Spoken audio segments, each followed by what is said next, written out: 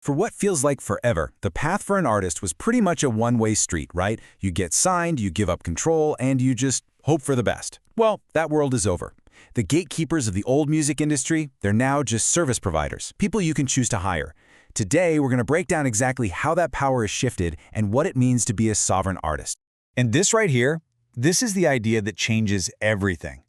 It's not that labels suddenly became these evil empires. It's just that they stopped being the only way. They stopped being mandatory. And that one shift has completely flipped the entire industry on its head. So, what does that actually look like?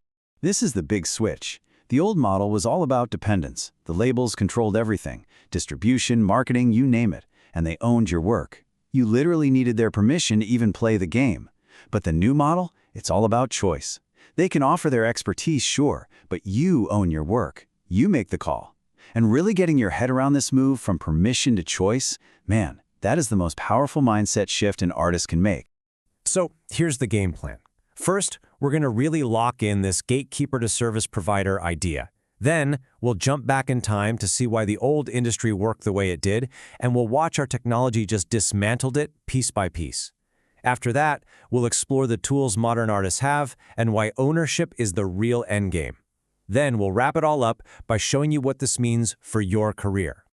Okay, first up, gatekeepers to service providers.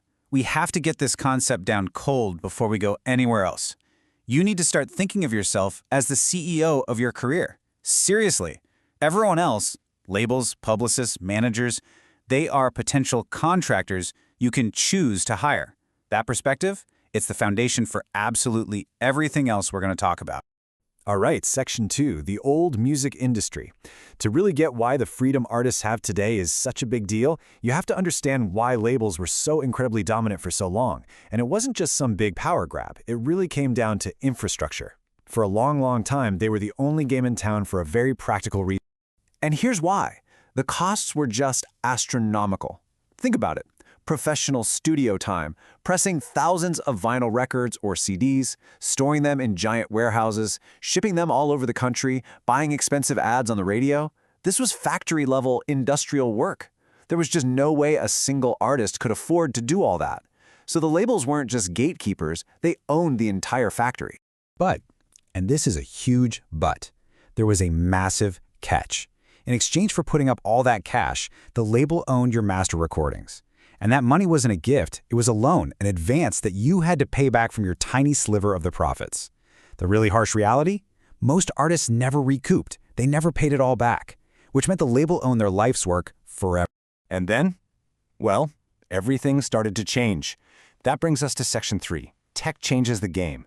A whole series of innovations started to pop up, creating these little cracks in that giant fortress. And it didn't start in fancy boardrooms. It started in bedrooms and basements. You can see how each decade just chipped away at another piece of the wall, right?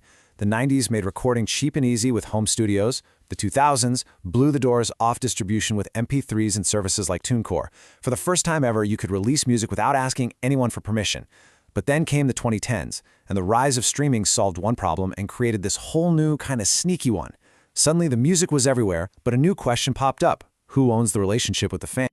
So here's the new trap. The streaming platforms became the new middlemen, and they controlled the most valuable asset of all, the data. They knew who your biggest fans were, what songs they skipped, what they put on repeat, even where they lived.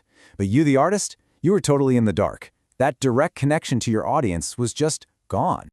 And that brings us to the single most important question for any artist today. I mean, getting your music out there, that's the easy part now. That problem is solved. The real challenge, the whole ball game, is this. Who owns and controls the relationship with the people who actually love your work? Okay, so how do you fix that? How do you take back control? Well, that brings us to the Modern Artist Toolkit. This is Section 4, and we're going to look at the tools that let you scale your career and build real connections with fans, all without giving up ownership. A huge part of this is AI. And look, this isn't about robots writing your songs. It's about getting rid of all the annoying stuff that slows you down. Things that used to require a whole team, a publicist, a designer, a marketing guru, can now be handled by one person. You can draft press releases, design amazing posters, target your ads with incredible precision. These tools let a solo artist run like a small company, without the crazy costs. And all of this leads to this really powerful idea called the fan passport. Just imagine if you could see a fan's entire journey with you. The first song they ever saved, every piece of merch they bought, every show they came to. It's like a shared history, a way to reward real support, not just someone passively streaming a song. This isn't just data, this is the bedrock of your business.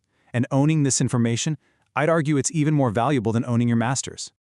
Now, this focus on ownership naturally brings us to our fifth section. The future is ownership. And we're going to talk about Web3, but I know, forget all the hype and the crazy headlines for a second. Just think of it as new plumbing for the music industry. A whole new system that's designed from the ground up to be fair and transparent. The engine driving this whole thing is something called a smart contract. And it sounds complicated, but it's really not. It's just code that does what you tell it to do. Period. You and your bandmates or collaborators decide on the rules up front, say 50-50 splits. When money comes in from a stream or a sale, that code instantly pays everyone out. There's no middleman taking a cut, no weird accounting, no waiting 6 months for a check. The fairness is literally programmed into the system. And this is where NFTs stop being weird digital collectibles and actually get useful. Forget the speculative stuff for a minute and think of them as programmable digital keys. An NFT can be the key that unlocks a new album, or it can be your ticket to a concert, or it can even be a permanent badge that proves you were one of the first 100 fans.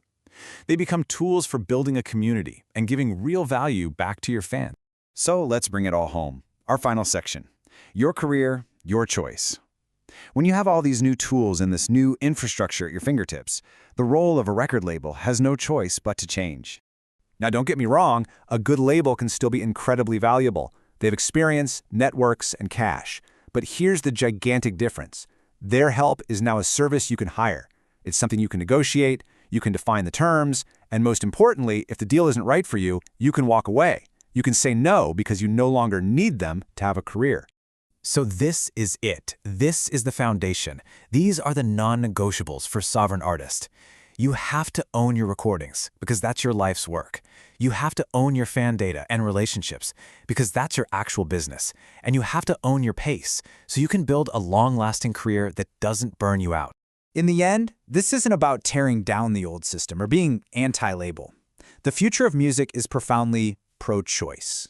When artists are empowered, when they're educated, when they're in control, the entire music world gets healthier.